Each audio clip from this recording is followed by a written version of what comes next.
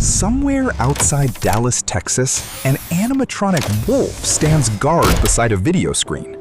The footage playing behind it shows 3 real, living wolf pups that, according to their creators, are not supposed to exist. They are dire wolves, a species that vanished more than 12,500 years ago. A biotechnology company claims to have brought them back. And the moment that headline broke, one question spread faster than any press release could contain it. If scientists can resurrect an Ice Age predator, how long until someone resurrects a dinosaur? The honest answer sits somewhere between never and not quite what you're picturing. Getting there means walking through one of the strangest experiments in science right now. The company is called Colossal Biosciences. Founded in 2021 by entrepreneur Ben Lamb and geneticist George Church, it has raised more than $600 million chasing what it calls de-extinction. Its scientists took genetic material from a 13,000-year-old tooth found in Ohio and a 72,000-year-old ear bone found in Idaho. They compared it against a living gray wolf's genome, that is, its complete set of genetic instructions. Then, they made 20 precise edits across 14 genes using a tool called CRISPR, which works like molecular scissors for DNA. The result was Romulus and Remus, born in October of 2024, and their sister, Khaleesi, born the following January. They have white coats, oversized skulls, and a howl that has not echoed across the continent in over 10,000 years. It is a genuine milestone. But it is also, by the company's own admission, a heavily modified gray wolf rather than a true dire wolf brought back to life, something several independent geneticists have publicly pointed out. Dire wolves are only the beginning of the list. A woolly mammoth is being built from Asian elephant cells, roughly 25 gene edits down and dozens more to go, with a calf targeted for 2028. A dodo is being rebuilt using the Nicobar pigeon as its closest living relative. A bluebuck, an African antelope, hunted to extinction around 1800, entered gene editing this year using a roan antelope as its surrogate. None of these animals are exact copies.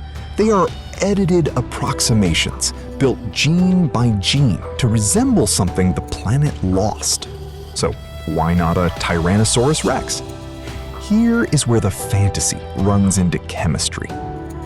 DNA is a fragile molecule that breaks down at a measurable rate.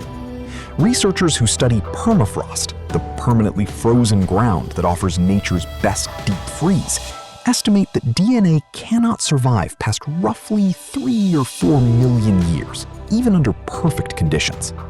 This is partly because Earth itself has no permafrost older than about 2 million years to hide anything inside. The actual record holder is DNA pulled from a mammoth tooth, buried in Siberian permafrost for 1.2 million years. Announced in 2021, this is still considered close to the outer edge of what might ever be possible. Dinosaurs went extinct 66 million years ago. That is more than 20 times beyond the most generous limit anyone in this field has ever proposed. There is no freezer cold enough and no fossil lucky enough to close that gap. Which is exactly why paleontologist Jack Horner, who consulted on the original Jurassic Park films, abandoned ancient DNA and asked a stranger question. What if the dinosaurs never really left? Birds are not just loosely related to dinosaurs. By current scientific classification, they are dinosaurs, carrying old genetic instructions folded away and switched off deep inside their own chromosomes. Horner's project has been running for more than a decade. It has already coaxed chicken embryos into growing rudimentary teeth and reshaping their beaks into something closer to a snout. Scientists are still working out exactly how the ancestral dinosaur tail was switched off during bird evolution, hoping to eventually switch it back on. No one has produced a walking, tailed, clawed dino chicken just yet. But every partial success suggests the blueprint was never destroyed. It was simply filed away inside every chicken on every farm on Earth. Not everyone thinks any of this is wise.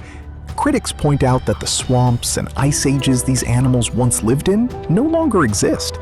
Even a flawless genetic copy would be a stranger in a world it was never built for. Furthermore, the enormous cost of these projects could instead protect species that are still alive and still have a chance. Colossal's own scientists do not entirely disagree. Tonight, 3 white wolves are sleeping on a 2,000-acre preserve. They're the closest thing to resurrection that biology has ever produced, whatever you want to call them.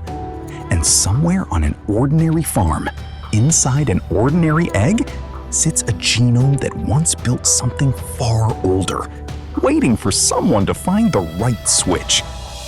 Which comeback would you actually want to see first? The wolf, the mammoth, or the dinosaur hiding inside your breakfast? Leave your answer in the comments and subscribe if you want to be there the day someone finds it.